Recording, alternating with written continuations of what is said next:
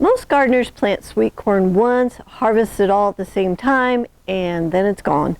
If you've ever wished you could pick fresh corn for weeks instead of just days, the problem usually isn't the crop, it's the timing.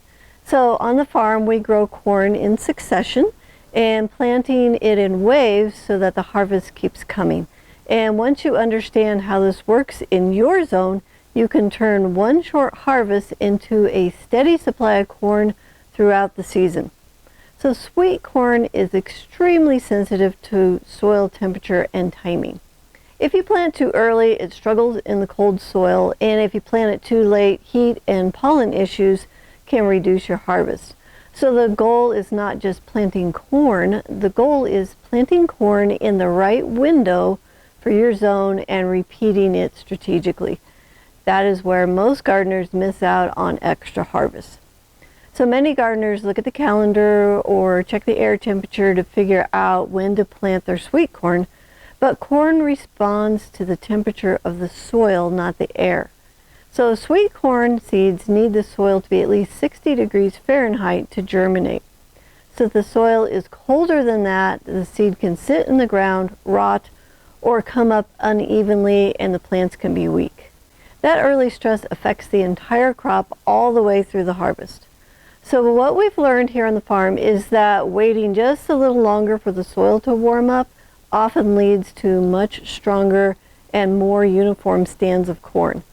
So when the soil reaches around 65 to 70 degrees, germination is faster, more even, and the plants get off to a much better start.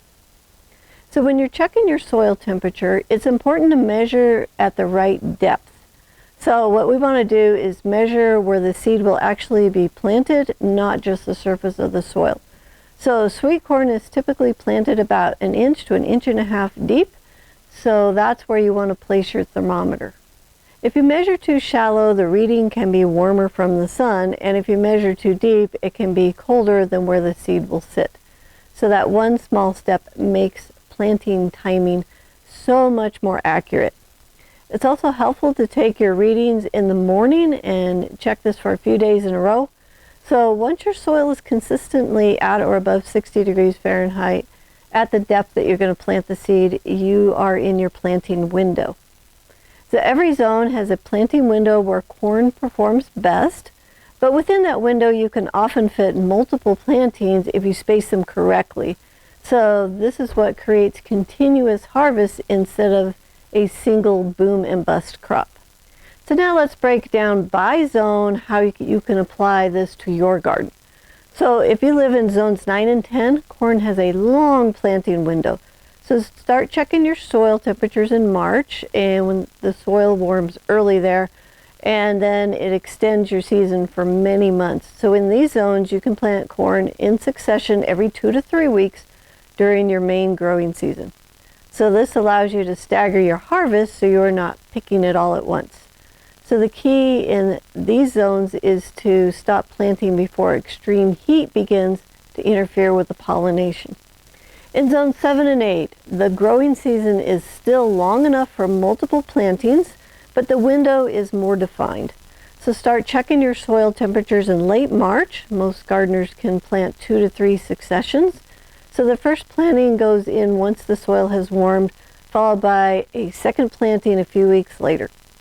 In many seasons, a third planting can still mature before the fall temperatures begin to drop. This is where succession planting really begins to increase the total harvest. All right, in zones 5 and 6, the season is shorter, but there's still room for 1 or 2 successions if timed well. The first planting goes in once the soil reaches the proper temperature in late spring, and a second planting can follow a few weeks later, but it must still have enough time to mature before the first fall frost. Timing becomes important in these zones, but the system still works. So there are short season corn seeds that will mature in 90 days or less, so use these for your successions. In zone 4, the growing season is short and more limiting. In most cases, you will focus on one main planting using a short season corn variety.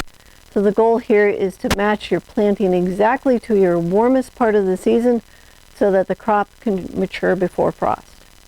In this zone, precision matters more than repetition. Start checking your soil temperatures in May.